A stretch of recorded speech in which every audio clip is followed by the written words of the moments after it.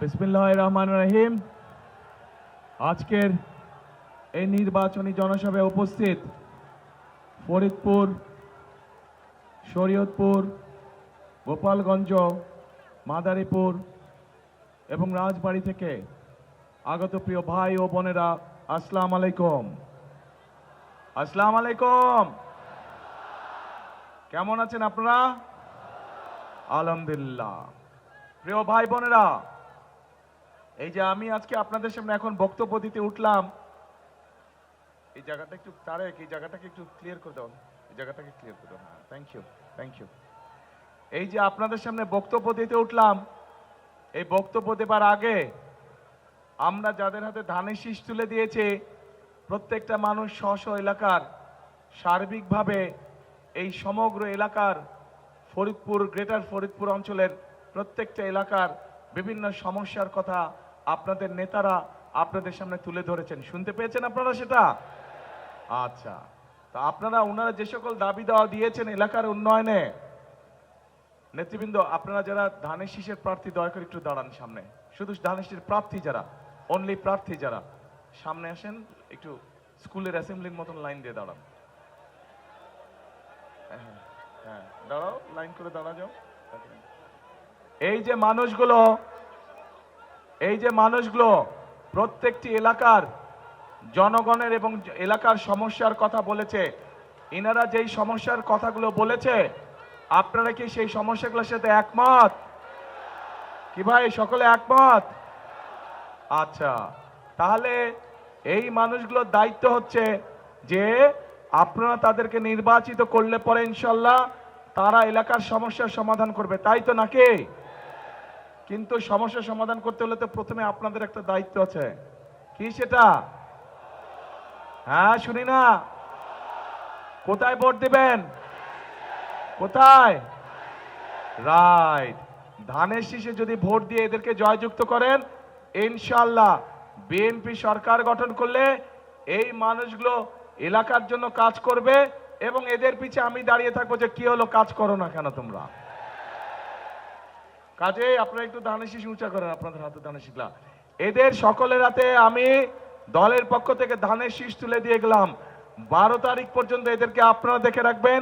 নির্বাচিত হলে পরে ইনশাল্লাহ 13 তারিখ থেকে এদের দায়িত্ব হচ্ছে 24 ঘন্টা আপনাদেরকে দেখে রাখা। ধন্যবাদ, বসেন। প্রিয় ভাই বোনেরা, একটু আগে এখানে আমাদের ফরিদপুরের নেতারা, ফরিদপুর জেলার নেতারা একটি দাবির কথা বলেছে, দুটি দাবির কথা মূলত বলেছে। এক, এই ফরিদপুর শহরে সিটি কর্পোরেশন করা এবং 2, ফরিদপুরকে বিভাগ করা। তাই তো নাকি? এটাই তো শুনলাম নাকি? ঠিক শুনছি? আচ্ছা, তাহলে আজকের এই নির্বাচনী জনসভায় আপনাদের সকলের সামনে আমি এতটুকু বলতে চাই, ইনশাল্লাহ বিএনপি সরকার গঠন করলে আগামীতে ধানের শীষ আগামী 12 তারিখে নির্বাচনে জয়যুক্ত হলে পরে বিভাগ গঠন করলে যদি এলাকার মানুষের উপকার হয়, বিভাগ গঠন করলে যদি মানুষের সমস্যার সমাধান হয়, তাহলে ইনশাল্লাহ জনগণের সেই দাবি বিএনপি পূরণ করবে। প্রিয় ভাই বোনেরা, অনেক সমস্যার কথা আমরা শুনেছি। এই সমস্যাগুলো আমি ভেবেছিলাম যে এত সমস্যা নেই, কারণ দীর্ঘ 17 বছর আমি দেশে থাকতে পারিনি। আমরা দূর থেকে শুনেছি প্রত্যেক এলাকায় বলে অনেক উন্নয়ন হয়েছে, কিন্তু যদি উন্নয়ন হয়েই থাকে তাহলে প্রার্থীরা কেন এত সমস্যার কথা বলল? তার মানে কি উন্নয়নের ফাঁকা বলি ছিল এতদিন? তাহলে প্রিয় ভাই বোনেরা, এখন সময় এসেছে আপনারা যে অধিকার ফিরে পেয়েছেন, যে অধিকার আপনাদের কাছ থেকে গত 1 যুগেরও বেশি সময় ধরে কেড়ে নেওয়া হয়েছিল, সেই অধিকার বাংলাদেশের মানুষ ফিরে পেয়েছে এবং সেই অধিকার আদায় করার মাধ্যমে, অর্থাৎ আগামী 12 তারিখে বাংলাদেশের মানুষ তাদের সেই উদ্ধারকৃত অধিকার প্রয়োগ করার মাধ্যমে দেশের মানুষ দেশের অধিকার ফিরে পাবে।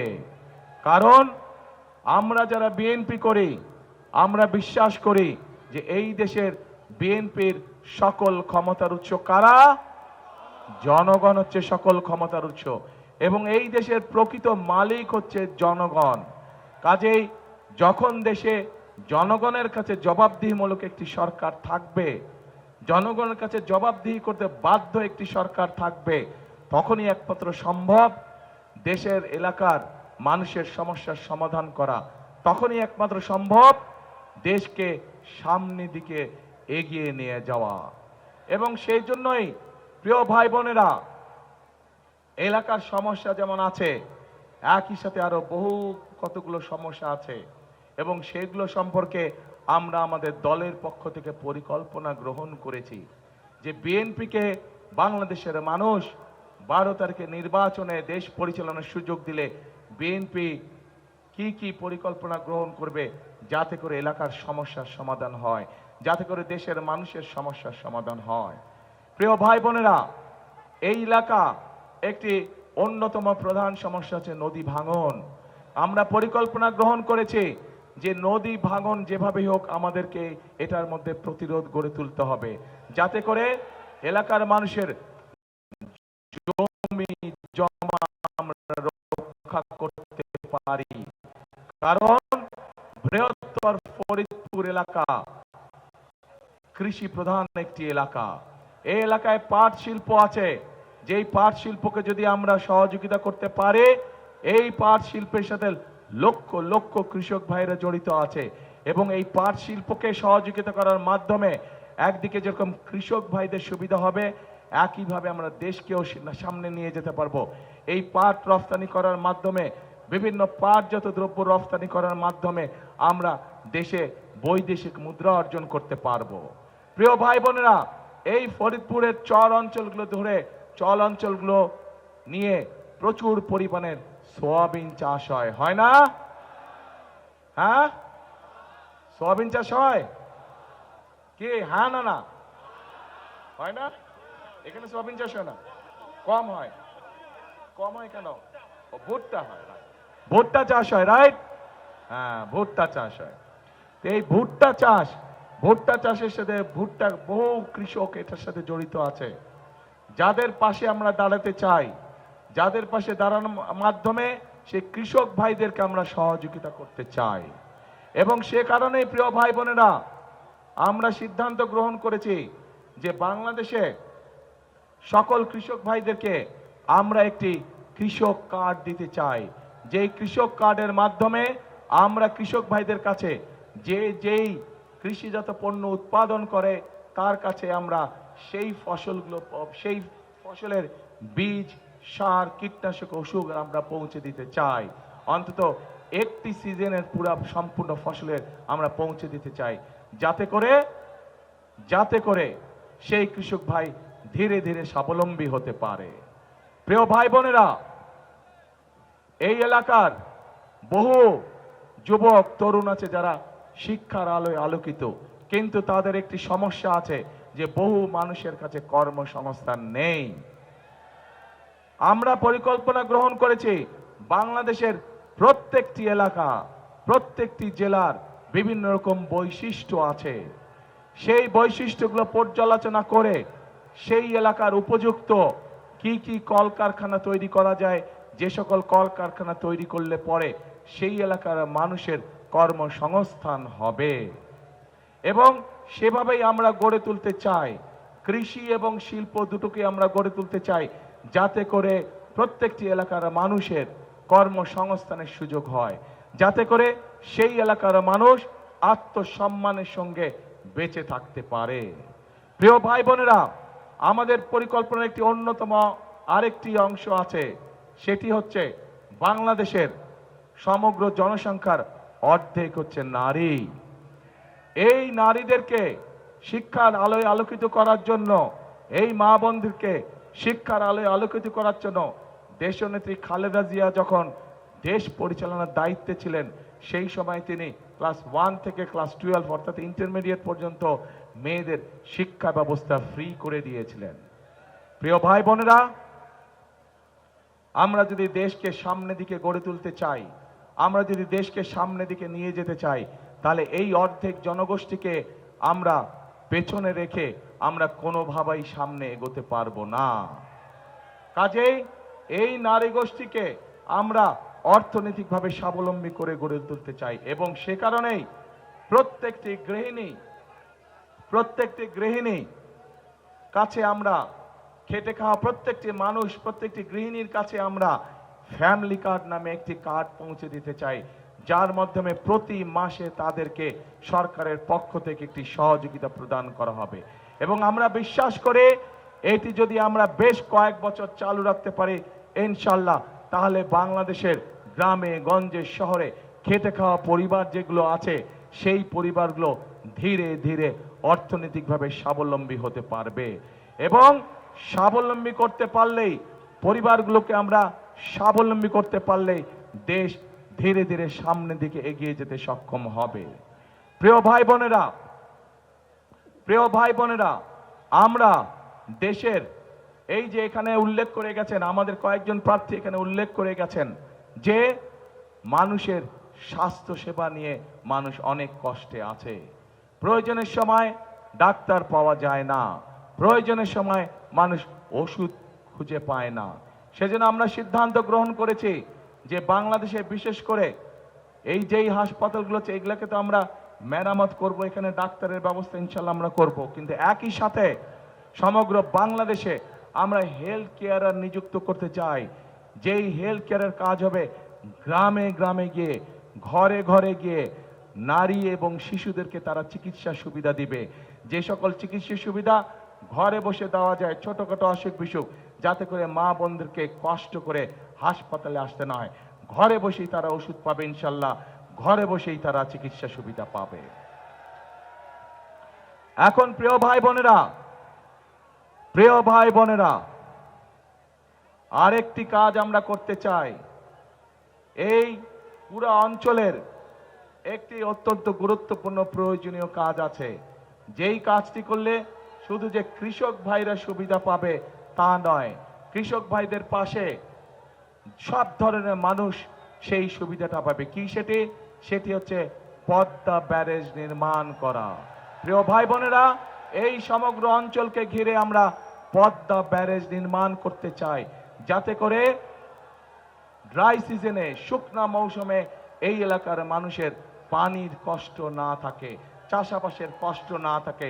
সেই জন্য আমরা পদ্মা ব্যারেজ নির্মাণ করতে চাই।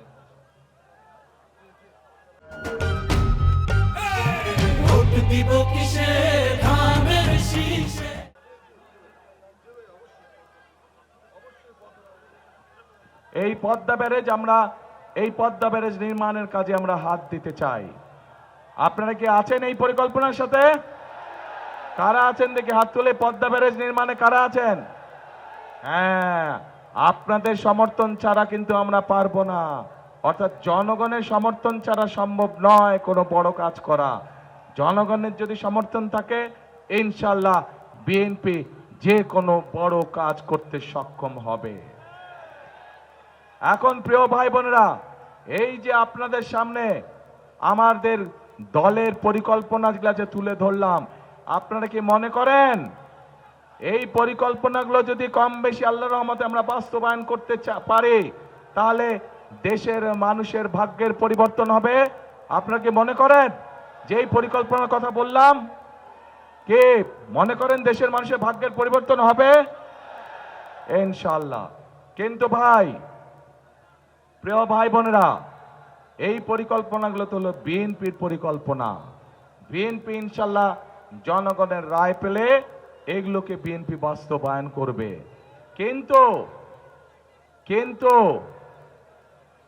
জনগণের পক্ষ থেকে তো একটি পরিকল্পনা থাকতে হবে। জনগণের সেই পরিকল্পনাটা কি আপনাদের কাছে একটু আমি জানতে চাই। জনগণের পরিকল্পনা কি? 12 তারিখে কোনো পরিকল্পনা আছে জনগণের? কি পরিকল্পনা জনগণের 12 তারিখে? হ্যাঁ, রাইট, ধানের শীষে ভোট দিতে হবে।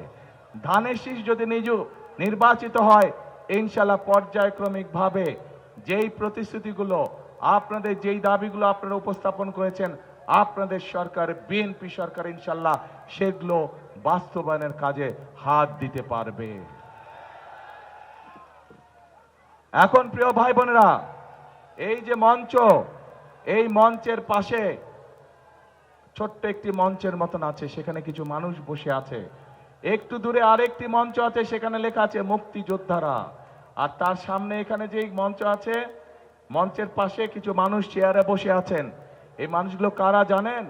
এই মানুষগুলো হচ্ছে সেই মানুষগুলো, ওখানে মুক্তিযোদ্ধারা আছেন, এ পাশে কতগুলো মানুষ বসে আছে। তারা বিগত 15 বছর 16 বছর বিভিন্ন সময় তাদের আপনজন কাউকে না কাউকে তারা হারিয়েছেন। সেই জুলাই আগস্ট আন্দোলনে এবং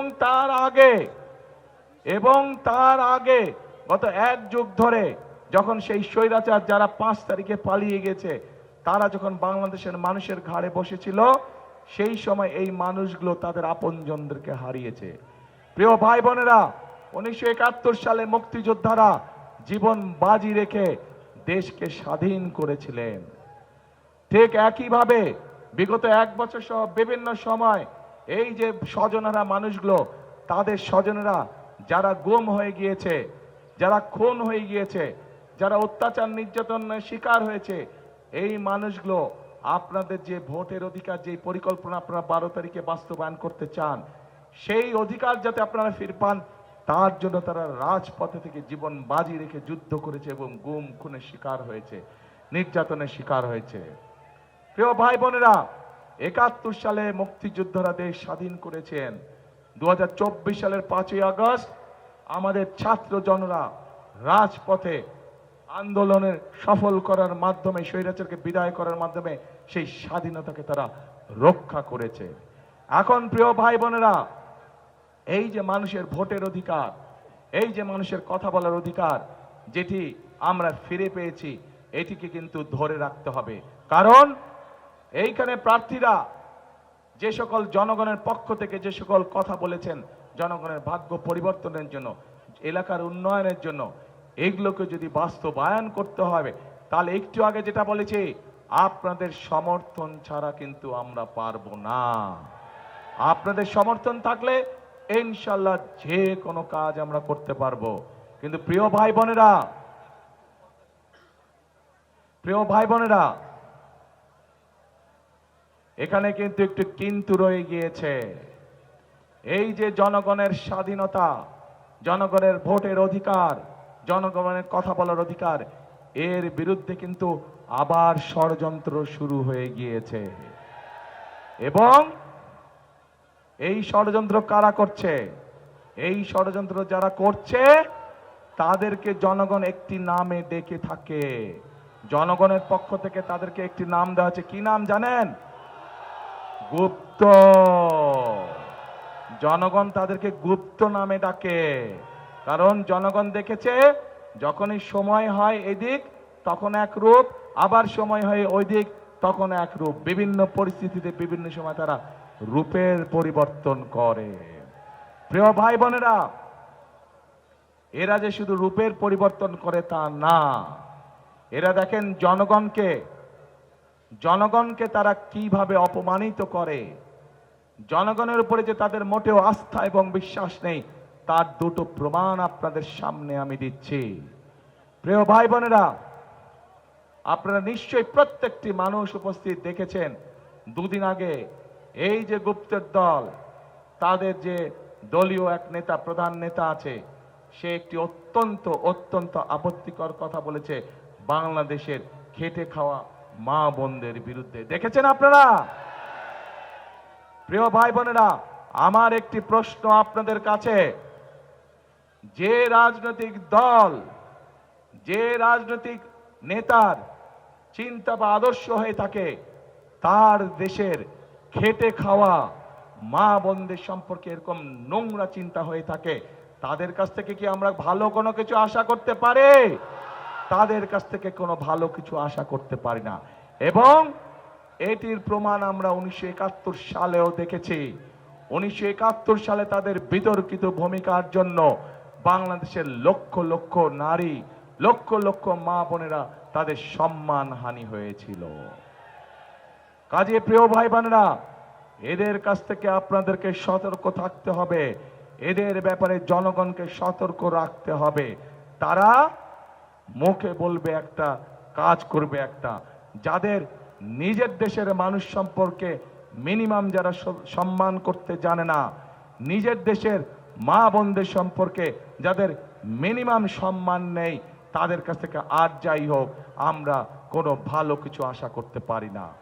ঠিক একইভাবে প্রিয় ভাই বোনেরা, তাদের আরেক নেতা আছে, সেই নেতা তাদের দলীয় কর্মী সমাবেশে বলেছে যে 12 তারিখ পর্যন্ত তার দলের নেতাকর্মীরা জনগণের পা ধরে থাকবে, 13 তারিখ থেকে জনগণ বলে তাদের পা ধরবে। তাহলে এবার বুঝেন তাদের চিন্তা চেতনা কেমন ধরনের। অর্থাৎ জনগণকে তারা 12 তারিখ পর্যন্তই দেখে রাখবে, 13 তারিখ থেকে তারা এমন পরিস্থিতি তৈরি করতে চায় যেখানে জনগণের নাভিশ্বাস উঠে থাকবে। অর্থাৎ জনগণের প্রতি তাদের কোনো আস্থা, কোনো বিশ্বাস নাই, জনগণের শক্তিতে তারা বিশ্বাসই করে না। প্রিয় ভাই বোনেরা, আমরা বিভিন্ন পত্র পত্রিকা সহ বিভিন্ন জায়গায় বিভিন্ন খবর দেখছি। কি সেই খবর? এই গুপ্তদের বিভিন্ন লোকজন বিভিন্ন জায়গায় গিয়ে, বিশেষ করে মা বোনদের কাছে গিয়ে তারা বিকাশ নাম্বার চাইছে, তারা এনআই কার্ড চাইছে। দেখেছেন না আপনারা? দেখেছেন এই সংবাদ? ওকে, এখন কেন চাইছে? তারা বাংলাদেশের মানুষের সাথে অনৈতিক আচরণ করছে, অথচ আমরা দেখে অন্যদিকে তারা বলে সৎ মানুষের শাসন দিবে। আরে ভাই, আপনার কাজটাই তো আপনি শুরু করছেন অনৈতিক বিষয় দিয়ে। যেখানে আপনি নিজেই অনৈতিক বিষয় দিয়ে কাজ শুরু করছেন, সেখানে আপনি কি করে আশা করেন, জনগণ কি করে আশা করবে যে আপনারা সৎ মানুষের শাসন দেবেন? নিজেরাই তো অসৎ কাজ করে বেড়াচ্ছেন। প্রিয় ভাই বোনেরা, আজ তাই আসুন, বহু বছর, বহু ত্যাগ, বহু বিসর্জনের মধ্যে দিয়ে বাংলাদেশের জনগণ তাদের হারিয়ে যাওয়া অধিকার ফিরে পেয়েছে। কাজে এই অধিকারকে আমাদের যে কোনো মূল্যে ধরে রাখতে হবে। ষড়যন্ত্র চলছে, কাজেই ষড়যন্ত্র সম্পর্কে সতর্ক এবং সজাগ থাকতে হবে। আমরা যদি এই ষড়যন্ত্রকে ইনশাল্লাহ 12 তারিখে ঠেকিয়ে দিতে পারি, 13 তারিখ থেকে বাংলাদেশে জনগণের শাসন কায়েম হবে। আমরা যদি এই ষড়যন্ত্রকে ঠেকিয়ে দিতে পারি, তাহলে ইনশাল্লাহ 13 তারিখ থেকে বাংলাদেশের কাছে জবাবদিহিমূলক শাসন ব্যবস্থা প্রতিষ্ঠিত হবে। এবং প্রিয় ভাই বোনেরা, আমরা আন্দোলন করেছি অনেক, সংগ্রাম করেছি অনেক রক্তক্ষরণ হয়েছে, বহু মানুষ পঙ্গু হয়েছে। এখন সময় এসেছে, দেশ গঠনের সময় এসেছে। আমাদেরকে দেশ গঠন করতে হবে, আমাদেরকে খাল খনন করতে হবে, আমাদেরকে নতুন স্কুল কলেজ তৈরি করতে হবে, আমাদেরকে মিল কারখানা তৈরি করতে হবে, আমাদেরকে খাল কাটতে হবে, আমাদেরকে নতুন নদী খনন করতে হবে, আমাদেরকে কৃষকদের সুবিধার জন্য হিমাগার তৈরি করতে হবে। আমাদেরকে এরকম বহু কাজ আমাদের বাকি রয়ে গিয়েছে। কারা আছেন এইসব কাজে অংশগ্রহণ করতে চান, দেশকে পুনর্গঠন করতে চান? ইনশাআল্লাহ আসুন। আজকের এই জনসভার প্রধান লক্ষ্য হবে, আজকের এই জনসভার প্রধান শপথ হবে, করব কাজ, গর্ব দেশ, সবার আগে বাংলাদেশ। কে এই জনসভার আজকে প্রধান শপথ? কে করব কাজ, সবার আগে? ঠিক আছে, ঠিক তো? দেশ গঠনে আছেন তো সবাই? আবার জিজ্ঞেস করি, কারা কারা দেশ গঠনে নাই হাত তুলেন? নাই কারা কারা হাত তুলেন আগে? নাই কারা কারা আগে হাত তুলেন? কে এদিক সরো, চাপো দেখ। দেশ গঠনে নাই কারা কারা? ওই স্বৈরাচার আর গুপ্তদের সাথে আছেন কারা কারা? হাত তুলেন দেখে। কেউ নাই? তাহলে দেশ গঠনে আছেন কারা কারা? হাত তুলেন। আলহামদুলিল্লাহ। আসেন প্রিয় ভাই বোনেরা, আজকে থেকে আমরা শপথ দিলাম, সামনে আমাদের কাজ একটাই, দেশ গঠন এবং মানুষের ভাগ্যের পরিবর্তন। আল্লাহ হাফেজ। বাংলাদেশ জিন্দাবাদ, বাংলাদেশ জাতীয়তাবাদী জিন্দাবাদ। আসসালামু আলাইকুম।